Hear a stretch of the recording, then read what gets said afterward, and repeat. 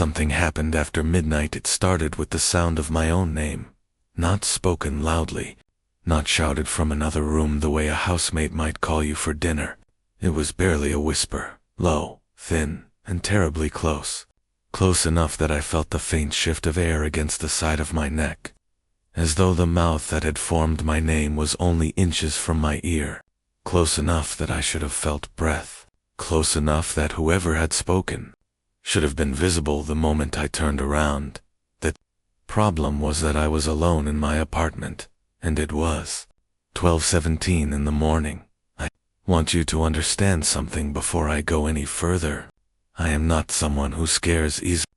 I grew up in a loud, crowded house where 5 people shared 2 rooms, where the walls were thin enough to hear arguments and laughter and every variety of noise the night could produce. I learned early that strange sounds in the dark almost always had boring explanations. Water moving through old pipes, a neighbor's television bleeding through the wall, the building settling into itself like a tired old man easing into a chair. I had never believed in anything supernatural. Not once in my adult life had I felt genuinely afraid inside my own home.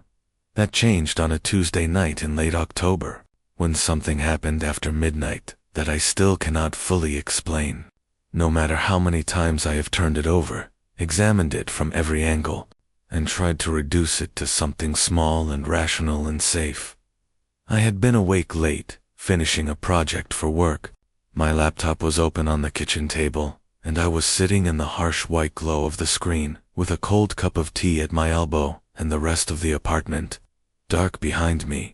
It was that particular late-night quiet that only exists in cities after a certain hour, not true silence, but a muffled stillness, as though the world had wrapped itself in wool. Distant traffic, the low hum of the refrigerator, the occasional creak from somewhere above me, where an elderly neighbor moved slowly through her nights. I was exhausted. My eyes kept blurring and snapping back into focus. I remember thinking I should close the laptop and go to bed, that I deserved a fresh cup of tea first, that I would make it, and then stop for the night. I reached for the mug, and then I heard it. My name whispered, right next to my ear. I didn't move. I want to be clear about that, because I think it matters. I didn't jump or spin around or make any sound at all. I simply went very, very still, the way a small animal freezes when it senses something larger nearby. My hand was still wrapped around the cold mug. The laptop screen was still open and glowing, but everything inside me had stopped, and the stillness that replaced it was the kind that lives in the body, not the room. For several long seconds, I sat there listening to my own breathing and the refrigerator hum and absolutely nothing else. Then I turned around. The living room was dark. I could see the shape of the sofa and the low table in front of it, the gray squares of the 2 windows beyond, the city outside throwing up just enough ambient light to give everything a faint silver outline. Nothing moved. There was no one there. Of course, there was no one there.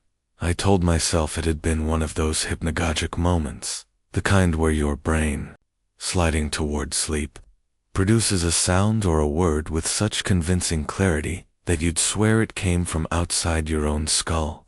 It happens to almost everyone. It is harmless.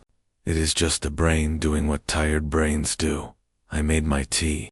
I drank it standing at the counter instead of sitting at the table, because for some reason I didn't want my back to the room anymore, and I didn't examine that feeling too carefully. I washed the mug. I turned off the kitchen light and walked down the short hallway to the bedroom. As I passed the bathroom, the door of which I always left open, I noticed that the tap was dripping. It hadn't been dripping before. I was certain of this, in the vague but absolute way that you are certain of things you encounter every single day without consciously registering them. I had used that tap perhaps 3 hours earlier to brush my teeth, and I was sure I had turned it off fully, because I always turned it off fully, a habit drilled into me since childhood. But there it was, a slow rhythmic drip, each drop falling into the basin with a sound like a quiet knock on a hollow door. I reached in and turned the tap another quarter rotation until it stopped. I stood there for a moment with my hand still on the cold metal, listening to the silence settle back around me. Then I went to bed, and I lay in the dark for a while running through explanations, the tap not fully closed, the tired brain, the simple, ordinary accumulation of nothing, and eventually I made myself believe them, and I slept. What I remember next is waking fully, not gradually, not through the soft layers of half-sleep, but all at once, as though a switch had been flipped somewhere deep inside me. Just darkness, and then consciousness, complete and uncomfortably alert. My phone said 2:48 a.m. I lay still and waited for sleep to press back down. It didn't come. Instead, I felt a brittle wakefulness that made the darkness feel thin and close, like a ceiling too low for the room. Then I heard a sound from the living room, not a voice. Softer than that, a slow, deliberate sound, the sound of something being moved, not dropped or thrown, but carefully, quietly shifted from one position to another. The kind of sound something makes when someone who does not want to be heard is moving it with great and patient care.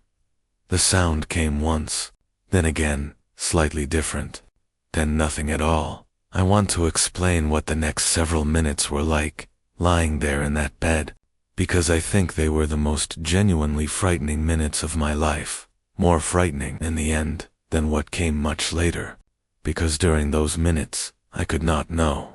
I was suspended in not knowing, and every beat of my heart felt enormous and loud, and the darkness was perfect except for the thin line of gray light beneath the bedroom door. And the living room was on the other side of that door, and something had made a sound in it while I was sleeping. I picked up my phone, turned on the flashlight, got out of bed. The living room was empty. I swept the beams slowly around the room, sofa, table, bookshelf, windows, city glow, front door, everything in its place.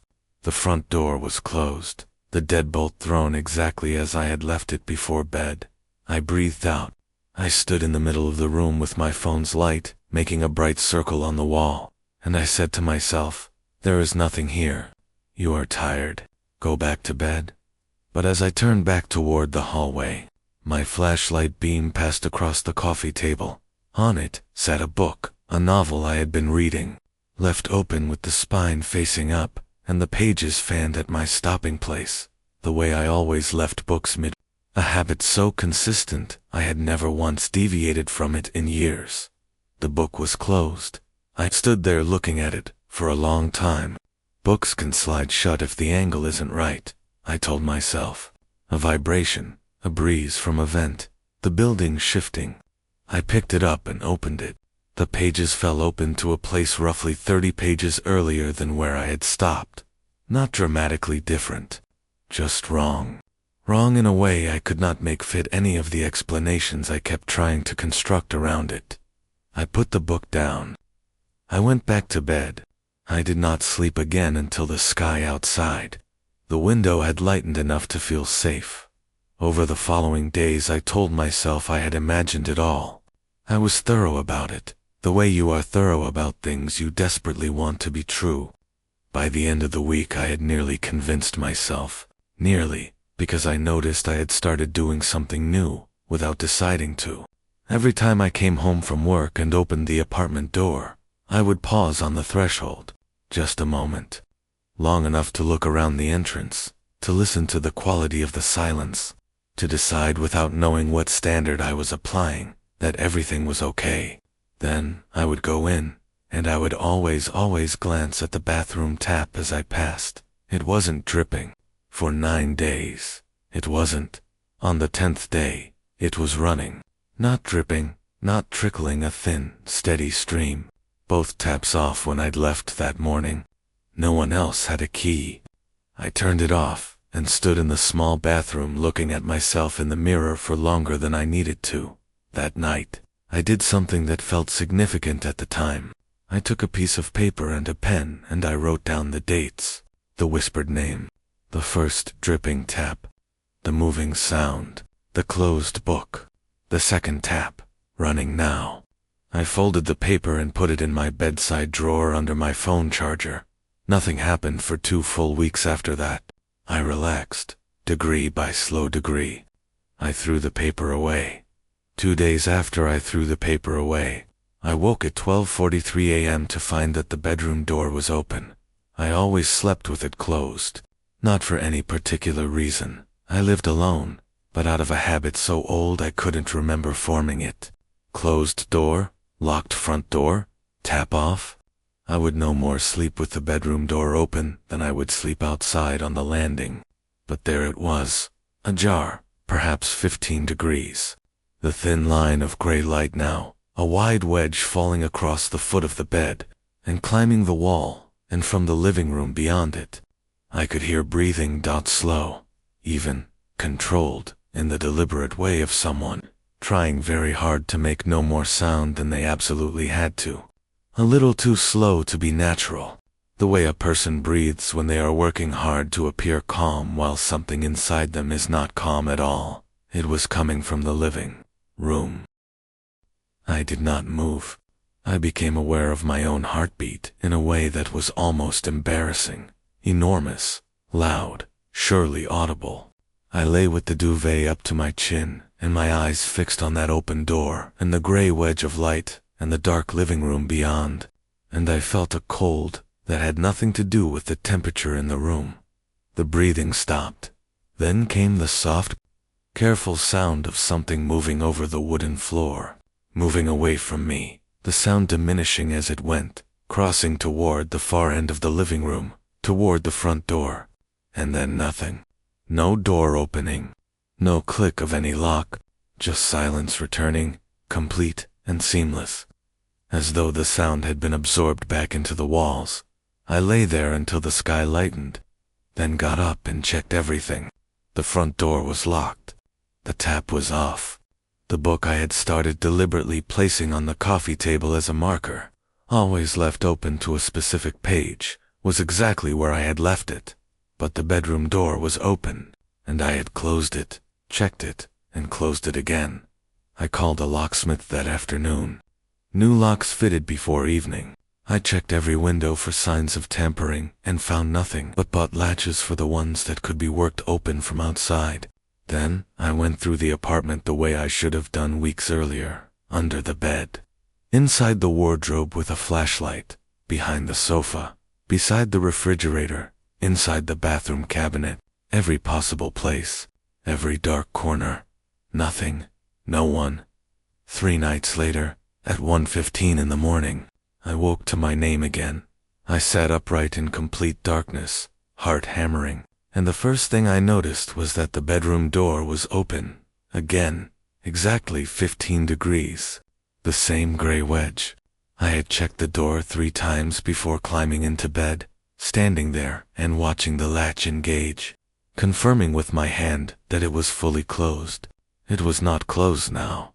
My name had not come from the living room this time. It had been right next to my ear, inside the bedroom, in the room where I was sleeping. I became aware, slowly and in increments, each one worse than the last, that something was wrong with the darkness beyond the open door. It was too dark. The ambient city light through the living room windows should have given that space its familiar gray outline, but the gap in the doorway held a darkness that was denser than the room behind it.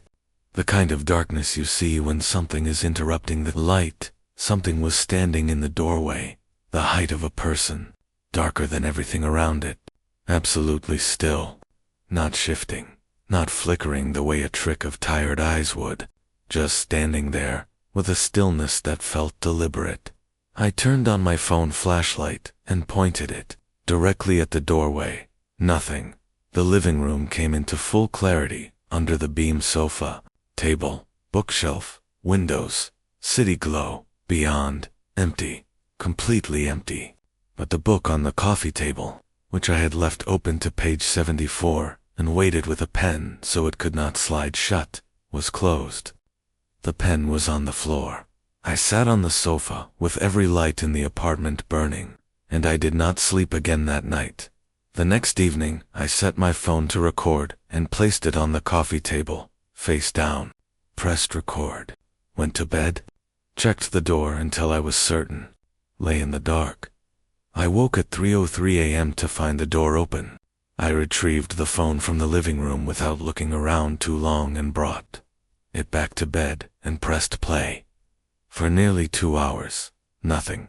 The ambient hum of the apartment, distant traffic, the building's small sounds. Then, at the 1 hour and 47-minute mark, footsteps. Slow, deliberate, crossing the wooden floor from the direction of the front hallway toward the bedroom end of the apartment, walking at a pace that was unhurried, and even and patient in a way that made the hair on my arms stand up even listening to it hours after the fact. The footsteps stopped. A long silence followed. Then the soft mechanical sound of the bedroom door handle being pressed down, and the door swinging open on its hinges. Then nothing more for the remaining 40 minutes. I listened 3 times. I listened carefully for any sound from the apartment above, any acoustic trick of the building's old walls. It was footsteps on my floor. Patient. Even footsteps crossing my living room in the dark while I slept on the other side of the bedroom door. I called the police. They came that evening, 2 officers who were professionally patient while I explained and played them the recording. They searched the apartment properly, with their own flashlights, pushing into corners I had not been able to make myself really look at. They found nothing and no one, no sign of forced entry. They were kind about it. They suggested I speak to my doctor about sleep disturbances. I saw them deciding whether to be concerned about me in a different sense as they left. I stood in the middle of my living room after they'd gone, and I understood something I had been carefully refusing to understand for weeks. The locks were not the problem, because whatever this was, it was already inside, not hiding, not waiting for an opportunity, simply present in the same space I occupied every day, making itself known through small and patient things. A name whispered, a tap turned on, a door opened, a book closed. A quiet, consistent language of things that could always be almost explained away. Never quite. Never fully. I thought about all the nights I had slept in this apartment, while footsteps crossed the floor on the other side of my door. I packed that night. Just clothes, my laptop, my medication, the things you grab when you don't know how long you'll be gone. I went to my sister's house and told her everything, without any of the editing I had been doing for weeks. She sat at her kitchen table and listened to the recording twice. She didn't say much. Her face said enough. I broke the lease. Lost the deposit. I live now in a newer building with an entry system that logs every door opening, and I check it every single morning. I changed the locks the week I moved in. I sleep with the bedroom door closed. Most nights, I sleep fine. But I went back once, with my sister, in the middle of a bright afternoon, to collect the final box of things I had left behind. We moved quickly through the apartment, speaking too loudly the way people do when they are trying to fill a space with sound. I kept my eyes forward, on the way out, passing the bathroom out of pure habit. Without meaning to, I glanced at the tap. Both taps were running, full open, water filling the basin and beginning to overflow silently onto the floor. My sister hadn't touched them. I hadn't touched them. We had not been apart for a single second since walking through the front door. I left the water running. I walked to the front door and did not look back. My sister pulled it shut behind us, and in the thin sliver of silence between the door closing and the latch engaging, I heard something so quiet I almost convinced myself I hadn't heard it at all. My name, whispered, from the other side of the door. The water bill arrived 3 weeks later. 11 days of running taps. I paid it without calling anyone. I did not sleep properly for a week afterward. I still check the bathroom tap every single night before bed, even now. Even in a building I have never had reason to fear, and I stand there longer than I need to, with my hand on the metal, listening to the silence of the apartment around me. making sure it is only silence.